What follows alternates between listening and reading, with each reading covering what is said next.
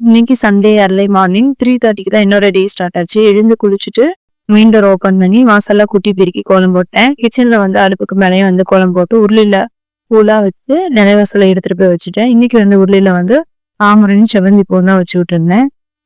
பூஜை அறையில இருக்கிற சுவாமி படங்களுக்கு பழைய பூலாம் எடுத்துட்டு புது பூ போட்டு விட்டுட்டு பிரம்மமூர்த்த விளக்கு ஏற்றத்துக்கு ரெடி பண்ணிட்டு இருந்தேன். பிரம்மமூர்த்த நேரம் அப்படின்னா பிரம்மனுக்கு உரிய காலம்னு சொல்லப்படுது. இந்த நேரத்தை படைத்தல் நேரம்னு சொல்லுவாங்க.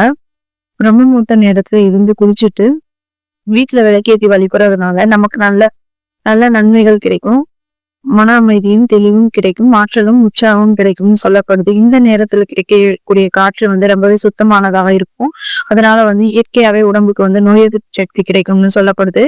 நல்ல அதிர்ஷ்டம், செல்வ செழிப்பு, வாழ்க்கையில நல்ல நேர்மறை எண்ணங்கள் மாற்றங்களும் கிடைக்கணும் அப்படின்னா இந்த நேரத்துல எழுந்து விளக்கேத்தி வழிபடுறது ரொம்பவே நல்லது. நாளைக்கு வீடியோல பார்க்கலாம்.